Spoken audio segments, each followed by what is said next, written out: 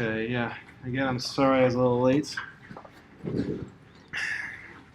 You can't see that. Okay.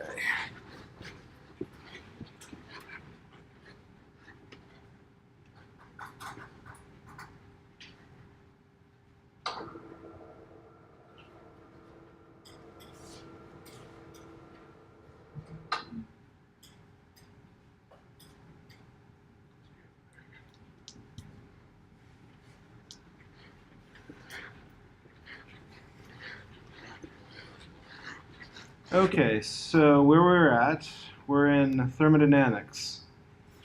And we talked a bit about the first law. First law of thermodynamics is conservation of energy. The internal energy change of a system is equal to the work plus the heat. The internal energy change is path independent. The work and the heat, those are path dependent. So those matter what path you go on. And then a bit about the system, the directions. Depending on what you define as your system, energy flow into the system is positive, energy flow leaving the system is negative. And this is important for the next example I'm going to go over. And heat flow, we have two definitions, but they are equivalent. Heat capacity times the change in temperature. Also, mass times the specific heat capacity times the change in temperature. So mass times the specific heat capacity also equals the heat capacity. So it's kind of saying there. So anybody have any questions about anything before we start? Okay. So this next example, a 32.5 gram cube of aluminum, initially at 45.8 degrees Celsius, submerged into 105.3 grams of water at 15.4 degrees Celsius. What is the final temperature of both substances, assuming there's no heat transfer anywhere else? So here's my picture. Got a little cube of aluminum here in a beaker, and then the heat flow. The heat is leaving the aluminum, going into the water. And we're given initial temperatures for both, mass of both, and then we don't know what the final temperature is. So that's what we're going to look for, is the final temperature. And also the direction, the heat flow from the aluminum going to the water, this is a negative direction. So the heat flow is leaving the aluminum. The water, the heat flow is the positive direction. It's absorbing water. Or I'm sorry, so it's absorbing heat. So, which means then, so the heat aluminum, I guess that's a negative direction, is equal to the heat of water. And the heat of aluminum is going to be minus because of the direction. Mass aluminum, specific heat, specific heat capacity of aluminum. And temperature change is always final. Final is same for both, minus the initial temperature of aluminum equals the mass W for water. I don't want to put H2O, it takes too long. Specific heat, oh, that's aluminum. Specific heat of water, final temperature still, minus the initial temperature of water. So does everyone see that question so far? Okay, now I like to do all the algebra first. So that's my preference. The book, looking at the book, they put in the numbers first. I just prefer to do symbolically, whatever preference you have. So what we need to solve for is the final temperature. That's what we're looking for. So we have to FOIL it. So I'm going to go over here. So minus mass aluminum, specific heat aluminum, temperature final, minus a minus is a plus, mass aluminum, temperature initial aluminum. I'm sorry, I forgot the heat capacity. Heat capacity, CS aluminum, equals mass of the water, specific heat of water, final temperature, minus mass of water, specific heat of water, temperature initial of water. And now the next thing we need to do is put all the TFs on one side. So, nice thing is I can copy this.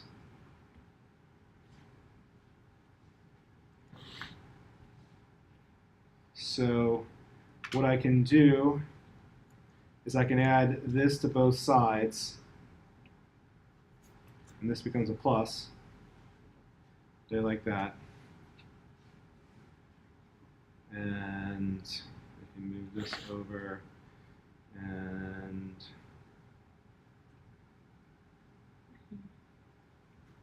this comes over here, and that becomes a plus.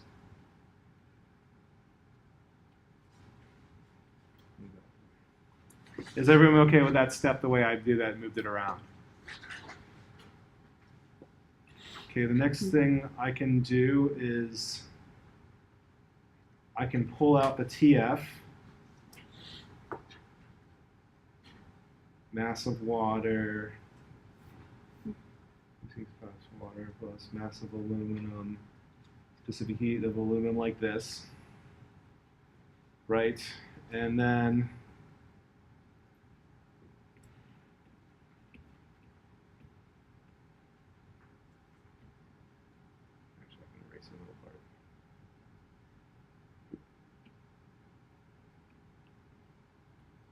so we have this, and then I can just divide out this part there, like that, the final temperature. And then you have to put it in your calculator. Is everyone okay at this point in time? Questions? Okay. Oh, I don't know if this... I have to look at the specific heat of aluminum. Does anybody know the specific heat of aluminum? I don't have that one memorized. I actually only have water memorized. Water is 4.18. Thermochemistry, and which examples are 6.3. 6.3. Okay. The specific heat of aluminum is 0.903. Okay, so let me put in the numbers. Mass of aluminum is 32.5 grams times the specific heat, 0.903 joules per gram degree Celsius. Temperature initial is 45.8 degrees Celsius, plus mass of water 105.3 grams, specific heat 4.18 joules per gram degree Celsius, not a space, temperature initial water 15.4 degrees Celsius, divided by mass of water 105.3 grams times specific heat 4.18 joules per gram degree Celsius, plus mass of water, mass of aluminum, sorry, 32.5 grams, specific heat 0.903 joules per gram degree Celsius. Okay. So let's look at the units. Looking at the units, grams cancel here, Celsius cancels there, grams cancel there, Celsius cancels, and everything has joules. So if you look at the joules all cancel out. Grams cancel here, grams cancel there, and we're left with 1 over degrees Celsius, which is degrees Celsius. So that's the units. And let's put in the numbers.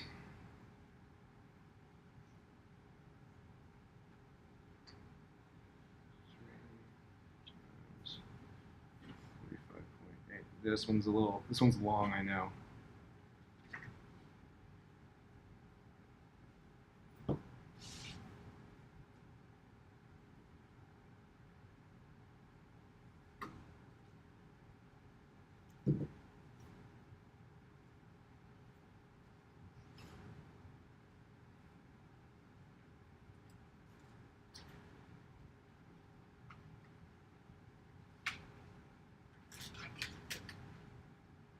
Okay, and this equals 17.3 degrees Celsius.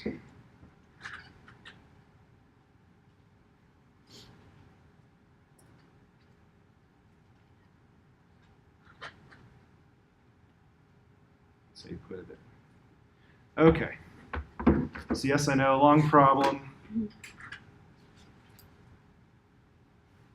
So this question was, so recap, we got a block of aluminum, hot block of aluminum, put it in a cooler water, and we want to know what the final temperature is. So the heat transfer of the aluminum into the water is in the negative direction, and the same magnitude is being absorbed by the water. So Q is mass, specific heat capacity times change in temperature, and what we're looking for is the final temperature. So do some algebra to solve for the final temperature, and then put in our numbers, and it's 17.3 degrees Celsius. So, questions with this one? Okay, so move on to the next concept, pressure volume work. So we talked a lot about how heat transfer can happen with the first law. Work can also happen. So the way that your car works, your car is an internal combustion engine. And it can do work, it obviously does work as it moves, right? So the way your car works, you have pistons, and the number of pistons. My car is a V4 engine, which means it has 4 pistons. Maybe you've heard of V6 and V8, that's just the number of pistons. The way a piston works is it moves up and down inside the engine, and when the piston moves up, gasoline and air are injected into the engine there, and then with a spark plug, the spark plug ignites the gasoline, and the gasoline explodes. So as the piston goes up and comes back down, then the gasoline explodes, and then the expanding gas pushes the piston up. It doesn't happen every single time, so there's a couple times where the piston goes up on its own, but occasionally there's a push to push it up higher, and then the work is then, of course, transferred to a rod, and by gears you can then move to other things. You can run your alternator, you can run your air conditioner, and of course run your tires. So, but the work in the car comes from the chemical reaction of gasoline and oxygen, combined with the fact that the gas is expanding from the explosion, so the internal combustion, the internal explosion pushes the piston. So you can do work with chemical reactions as well. So also, of course, we use work in our lungs, right? It takes work to inhale, right? It takes energy to do that. And I'm not going to go through the derivation, but the work is minus the pressure, minus the external pressure, times the volume. The change in volume. So here, inflate the balloon from a volume of 0.1 liters to 8.5 liters. And if you look at the system,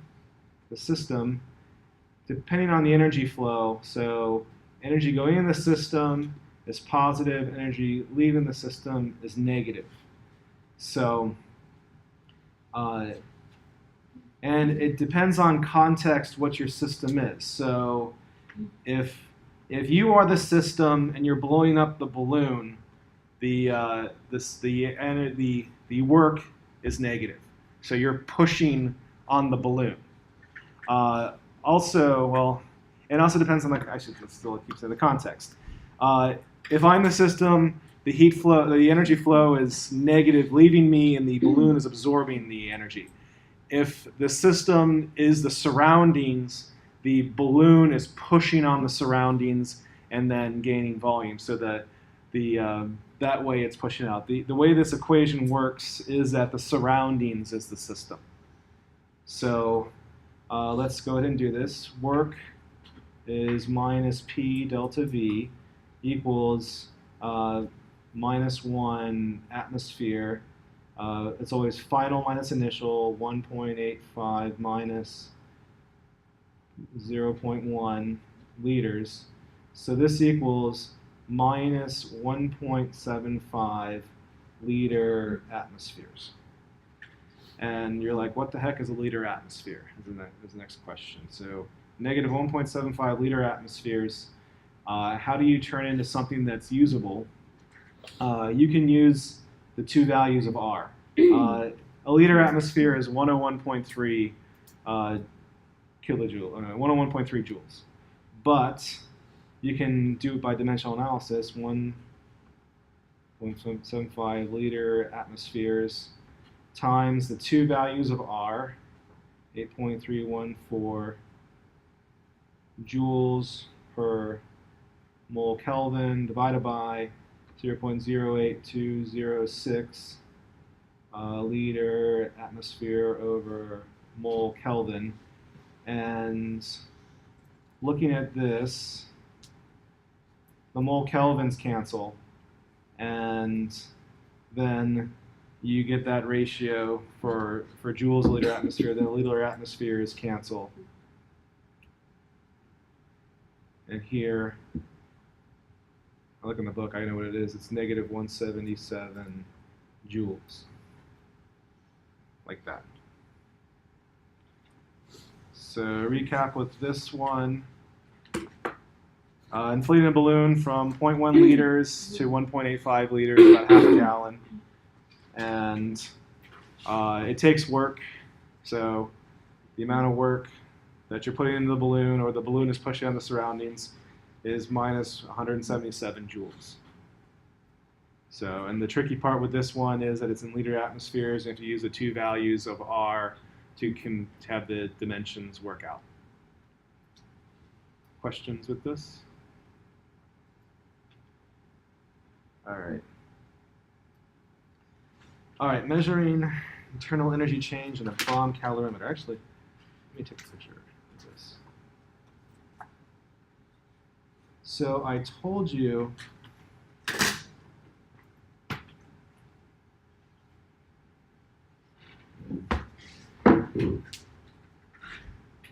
that delta E was a state function, which means it's path independent. It doesn't matter what path it takes. And this is part of a series of laws. I think I told you about the Code of Federal Regulations, the CFR's Code of Federal Regulations. There's lots of laws in them, and some of them are thermodynamics. And the law that tells you the nutritional information, when you look at nutritional information on something, it tells you how many calories are in it. The Code of Federal Regulations tell you to do this. Use a bomb calorimeter to figure out the internal energy change of the food or whatever you're looking at. So say that you invent some new sweetener, right? So if you look at things like saccharin or Diet Coke, that have sweeteners in it, they have calories in them. Like, well, how do we know the calories come from something? They burn it in one of these. And then looking at the internal energy change, we can then figure out how many calories are in that stuff. So the way this works is you put whatever it is you're studying in this holder, and you pipe in pure oxygen, and you have igniter, and it burns in this part, and then it's submerged in a liquid, usually water, and it's also very thermally insulated, and they can get the change in temperature. And also this is studied well enough that the heat capacity of this whole thing is known very well. Bomb calorimeters they're about this big, like this far around, about this tall. They're really thick. So really thick. Well, they're heavy. They're on really supported tables. So, but the idea though is that the internal energy change here is going to be the same no matter what the path. So if we burn it in here, it's the same energy as if you burn it in the human body. But then the question is, do we really burn saccharin in the human body? That's something we don't necessarily know. So we could be a little wrong in that. But sugar's the same way. Sucrose, which is going to be the next example, sucrose, the amount of energy that we get from sucrose doesn't matter if we're burning it in our mitochondria via enzymatic action or burning it in air and turns into carbon dioxide and water. As long as it starts sugar and ends up carbon dioxide and water, it's going to have the same energy no matter what. The change energy is the same. And like I said, it doesn't matter if you burn it and just turns into heat, or if you burn it in us and it turns into work and or cell repair kind of stuff. Okay, so when 1.01 grams of sucrose undergoes combustion of bomb calorimeter, the temperature rises from 24.92 to 28.33 degrees Celsius. Find the internal energy change reaction for the combustion of sucrose in kilojoules per mole sucrose. In a separate experiment, the heat capacity of the bomb calorimeter is determined to be 4.9 kilojoules per degree Celsius. So, question I get frequently, which equation do I use? So, heat is heat capacity times change in temperature, or heat is mass times specific heat capacity. In this case, you use the heat capacity because it's given to you. It gives you the heat capacity, so you got to use this equation. The other thing is the energy flow. So I always kind of look at the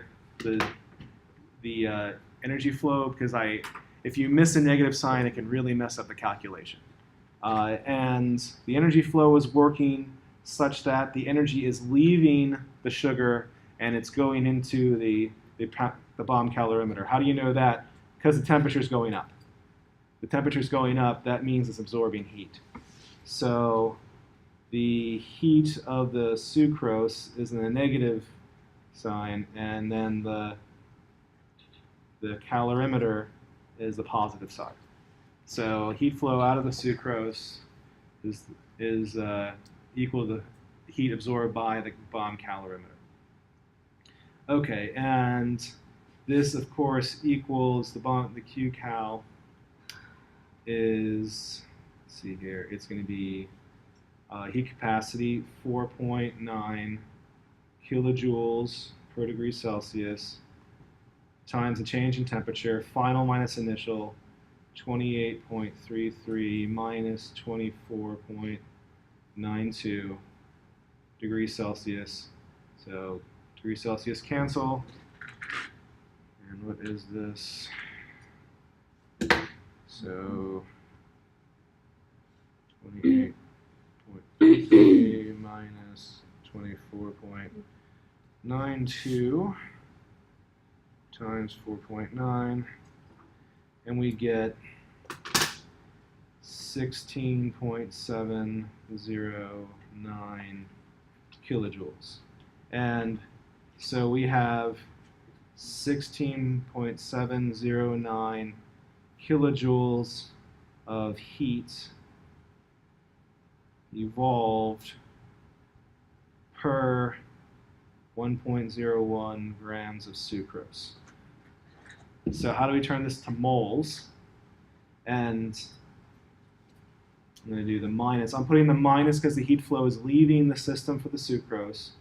16.709 kilojoules per 1.01 grams of sucrose. And then the molecular weight of sucrose, it's 342 grams sucrose per mole sucrose. That's another one I have memorized. The sucrose formula is right here. So you could, so 12 times 12 plus 22 plus 11 times 16 is 342. So put this in our handy dandy calculator.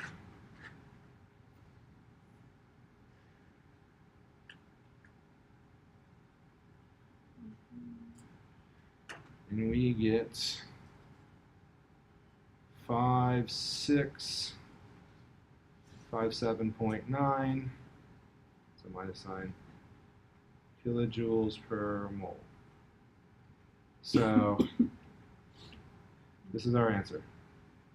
I mean, sucrose forms minus 5657.9 kilojoules per mole. Actually, no, I should do the sig figs.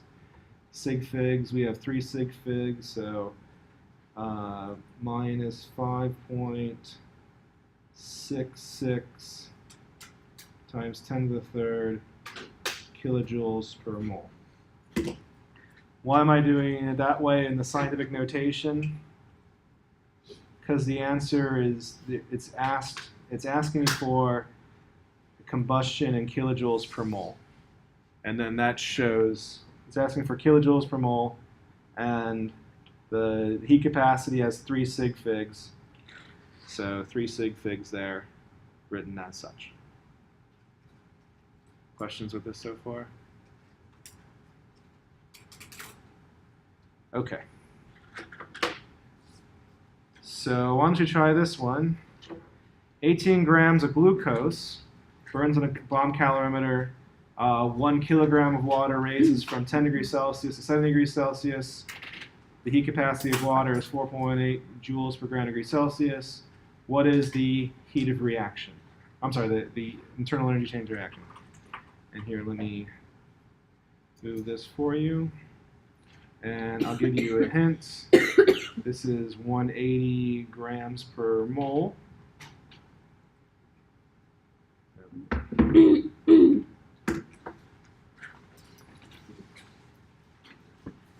Sorry, I know you can. Here, do you want me to just?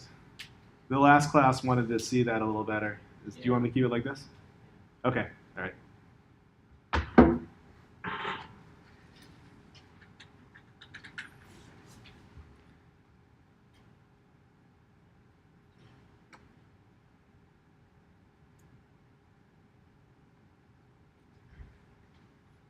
I'll tell you from the last class, didn't know which equation to use. Because you're given a specific heat capacity, do that. Which mass do you use? Do you use 18 grams or 1 kilogram? Use 1 kilogram. The water is absorbing the heat. So use 10 to 70, right? Oh yeah, 10 to 70.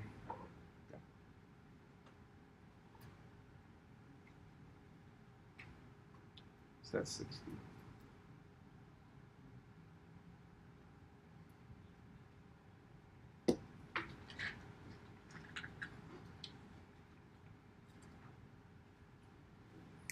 Is anyone getting stuck? Has no idea what to do? Raise your hand.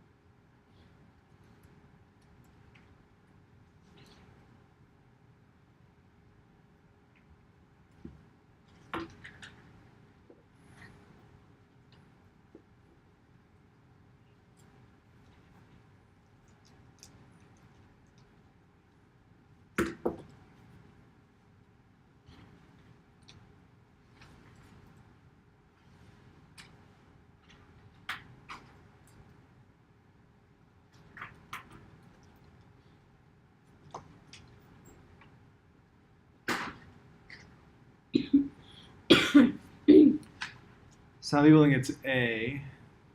How many think it's B? So we got, it's not C or D. I'll give you a hint. Do you just need more time? Same one, okay.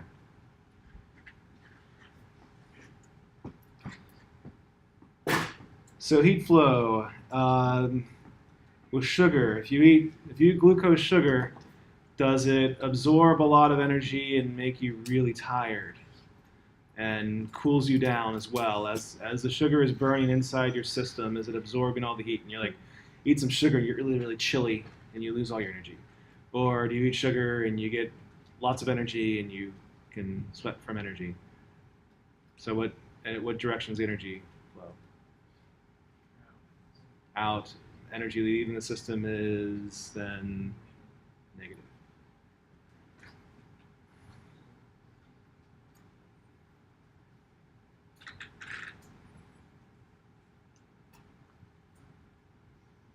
So the delta E reaction, so asking a delta E reaction, that implies then that the system is the sugar. If I said the heat flow to the bomb calorimeter, in that case the heat flow would be positive because the temperature is going up.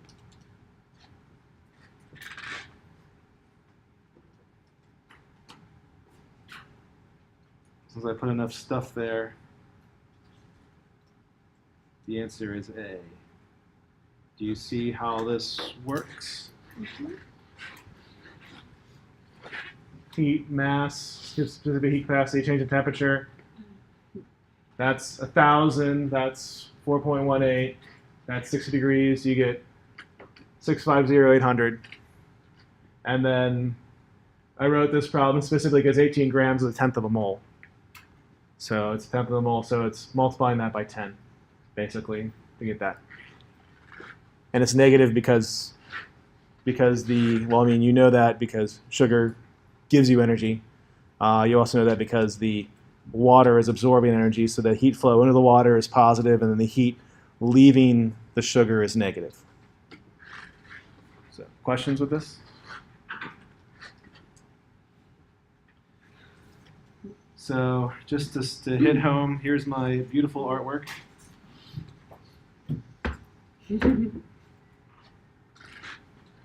So there's armor.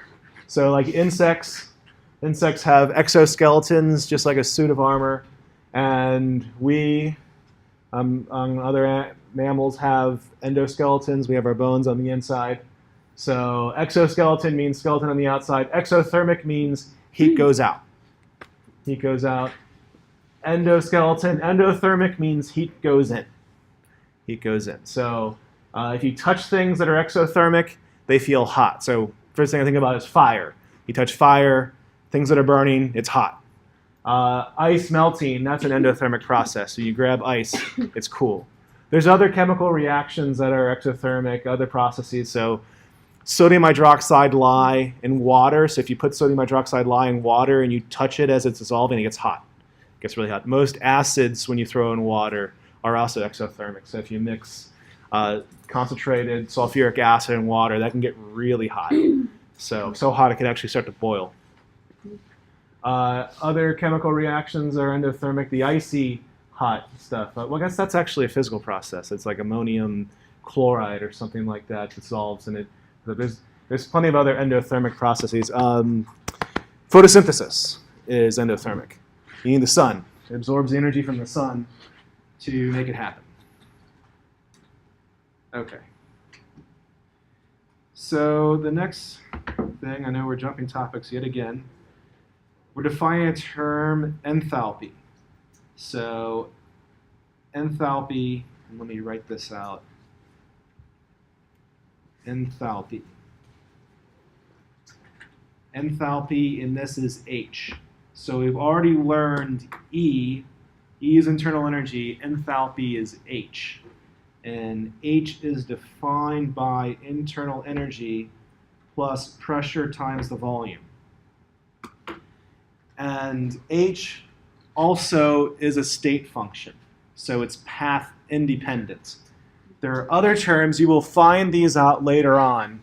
You'll learn about entropy in the next semester. Entropy being disorder, that's also a state function. G, Gibbs free energy, is also a state function. G is equal to enthalpy minus temperature times entropy. So that's what. So you'll see these other terms being combined to other terms in future courses. There's one not listed. There's Helmholtz free energy. That's not usually used for until later classes. Is anyone in Calc 1 right now, or is taking Calc 1 out of curiosity? Oh, no one's in Calc 1. Really? Oh. Huh. Because there's a derivative rule in here. Well, I'll tell it to you anyways. So if you take the derivative of delta H here, it's going to be, this is going to be the derivative of the energy, and then you use the multiplication rule for derivatives. This is then derivative of pressure plus pressure V prime there. And the prime, what I put on there, it just means the change, the overall change. If it's in derivative, it's a micro change. Under constant pressure, that term goes away, and you're left with these terms here. So, oh, no one's here in calculus. Huh. Well, my noon class has got like more than half the classes in calc. That's fine. Okay. So, and some more things here. So, we've already defined this down here. And the first law of thermo says that delta E is work plus heat, as right there. And also, P delta V is minus work. So that means under constant pressure, delta H is equal to the heat of reaction. So, you can see delta H is equal to the heat of reaction under constant pressure. And to be perfectly honest with you, for most of the applications, basically just use the delta H. So delta H only doesn't work very well when the pressure is changing. So when is the pressure going to change? Say you're studying a chemical reaction on the surface of a submarine as it's sinking down in the ocean. That's when the pressure is going to change. Or say you're studying a chemical reaction on the surface of a rocket as it's shooting up into space. So if you're worried about a chemical reaction inside the payload of the rocket, assuming it's compressed, like inside the command capsule of the space shuttle or the space lab in the space shuttle, of course we don't use the space shuttle anymore, then it's going to be constant pressure. Enthalpy will work. So, or in a submarine, if you're worried about the sailors inside the submarine, worried about how the machines work inside the submarine, then delta H is going to work fine. Only if you have something on the outside of the submarine as the submarine is sinking or rising is the delta H not going to equal the heat of reaction. We probably use subs more than we do rockets anyways. So summarizing enthalpy, so under constant pressure, delta H is the heat absorbed or emitted by the system. So for endothermic, it's positive. They feel cool to the touch. Negative means heat goes off. We've already learned that. So, all right. And are we done with this set of notes? Okay. Questions so far? All right. Now, on the next one, we're going to use delta H and do some stoichiometry. So a liquefied propane tank contains 13.2 kilograms of propane. Calculate the heat in kilojoules if you burn all the propane in the tank. So if you look at this reaction here, propane plus 5 oxygen makes 3 CO2s and 4 waters. We have a delta H of minus 2,044 kilojoules. So that there are units on that. It's per mole reaction, which means that per 1 mole of propane, it generates that minus 2,000 kilojoules. 5 moles of oxygen to that, 3 moles of CO2, 4 moles of water. What's nice about this one, there's a 1-to-1 ratio between the propane which we're looking at, and the moles of reaction. So that's one of the things that's not necessarily stated in here, but it's all per mole of reaction as written. So let's do this problem. 13.2. You can just use plain old dimensional analysis. Kilograms of propane. So times 1,000 grams per kilogram. So let's see here. 3 times 12 is 36, plus 8 is 40. That's on the wrong side. 44 grams C3H8. That's the same as carbon dioxide. Per mole C3H8, and then we have minus 2044 kilojoules per mole C3H8. And I'm getting that from the stoichiometry here, the 1 mole C3H8 per mole reaction of that. And this one's just a straightforward calculation. 13.2 times 1,000 divided by 44 times 2044. And this equals, we do minus 613200 kilojoules, or let me sig fix 6.13 times 10 to the 5th kilojoules per. So just kilojoules.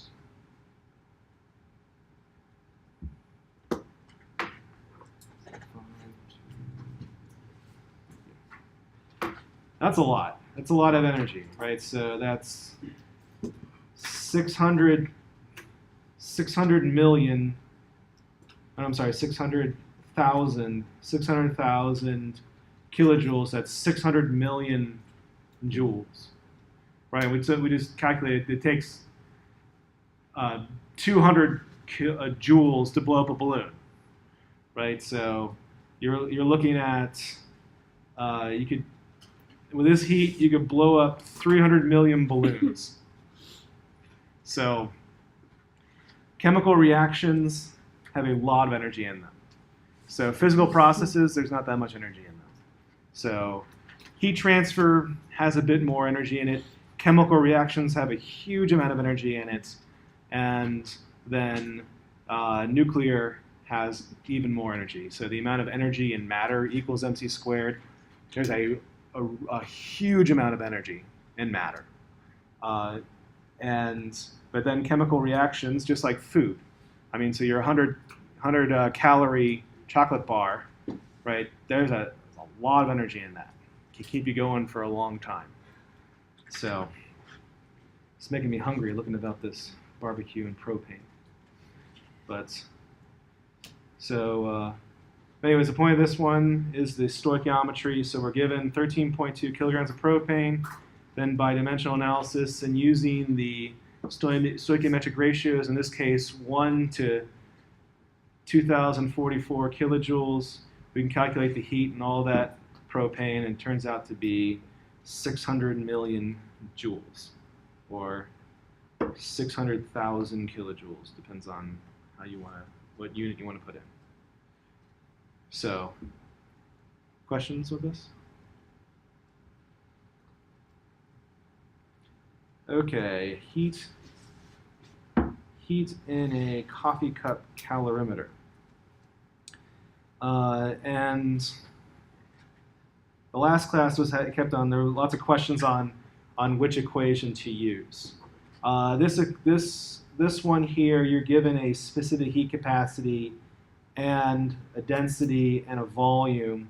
So because of that, you're going to use the mass, specific heat capacity, change in temperature.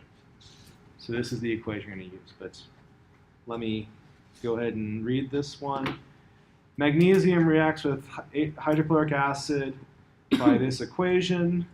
What is the enthalpy change for the reaction if 0.158 grams of magnesium metal combined with enough hydrochloric acid for 100 milliliters of solution in a calorimeter? The HCl is sufficiently concentrated so that magnesium completely reacts. The temperature raises from 25.6 to 32.8, and find the delta H reaction as written. Okay, so a couple things with this. I already mentioned, got to use this equation here. So let's talk about the energy flow. The solution raises in temperature from 25.6 to 32.8. So that means that the heat flow into the solution is positive. So if our system is the solution, it's positive. If our system is a chemical reaction, it's negative. So that since this is absorbing heat, the reaction has to give off heat. So this is an exothermic reaction. Other things, this is a limiting reagent problem. So this is the magnesium completely reacts sufficiently concentrated. This is a limiting reagent problem. It tells you that magnesium is a limiting reagent. So let's go ahead and do this one. And so our heat transfer, it's 1 gram per milliliter, 100 milliliters. This is 100 grams. Specific heat, this is the same as water, 4.18 joules per gram degree Celsius, times change in temperature, 32.8 minus 25.6 degrees Celsius. Grams cancel, Celsius cancels, and we're left with joules. Okay.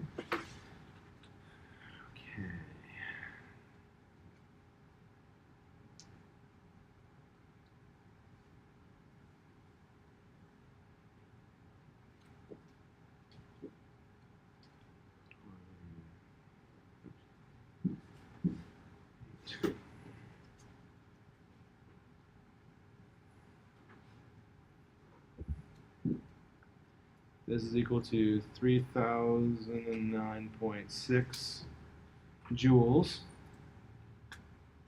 Okay, and now for the reaction, that's the heat flow. This is the Q. This is the heat flow. This is going to equal to minus the delta H going there. So our delta H is going to be minus 3,000. Too many zeros. 9.6 joules, and this is per 0.158 grams of magnesium, and then it's 24.3 grams of magnesium per mole of magnesium. Of course, I'm getting that from the periodic table. So the periodic table, magnesium there is, you can't read it, it's 24.3.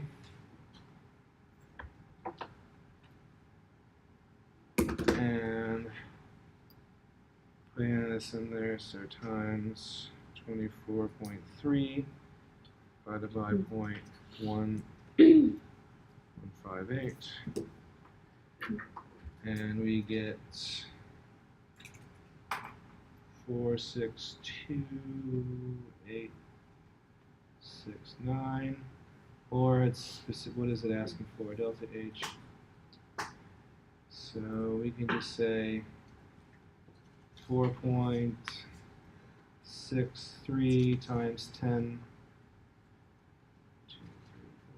to the 5th joules per mole, or if we want to do kilojoules per mole, that's a minus, I'm sorry, it's minus, equals minus 463 kilojoules per mole, like that. So whichever is written as kilojoules is written as joules, those are two answers. So recap with this one. Throw magnesium hydrochloric acid, lots of hydrochloric acid, a little bit of magnesium.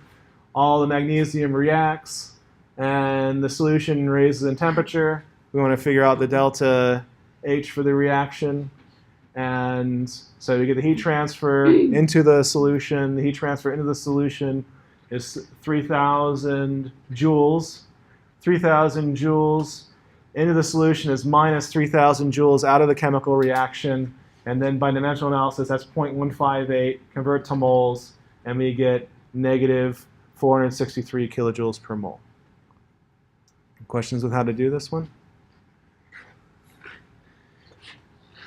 So this is my second lecture of the day. I feel like I've gotten all the kinks and I get all the misunderstandings students have, so this one always goes faster.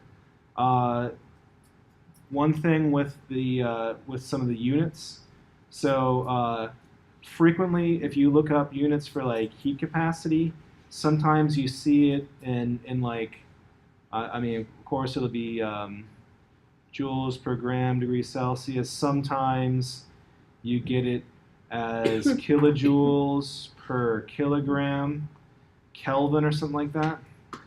So sometimes you'll see dimensionality that way. A kilojoule per kilogram, that's going to be the same thing as a joule per gram, because you're multiplying both the top and the bottom by 1,000.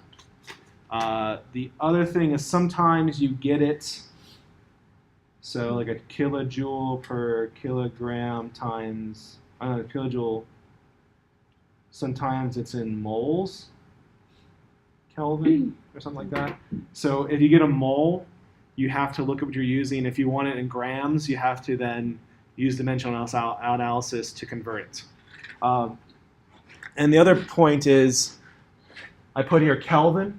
A Kelvin unit-wise is the same unit as Celsius. So a 1 step in Kelvin is also a 1 step in Celsius.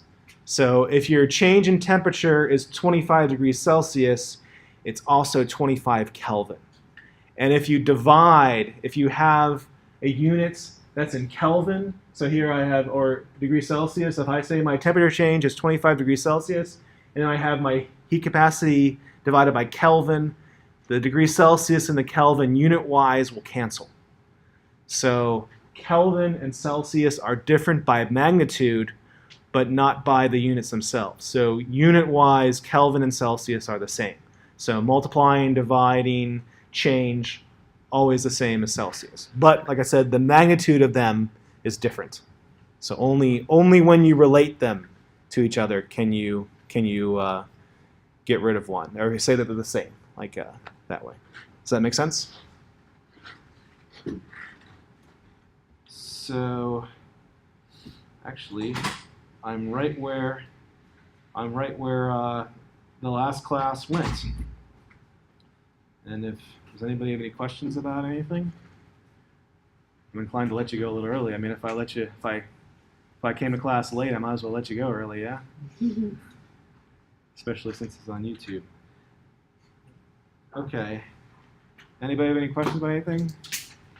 Do you promise not to tell the Vice Chancellor of Academic Affairs that I let you out 15 minutes early? Okay. If not, I can sit here and stare at you for 15 minutes. All right. So I forgot to bring the test. I'll bring them on Monday. I didn't give them to the Monday class either, or the noon class either. So I shall see you guys on Monday then.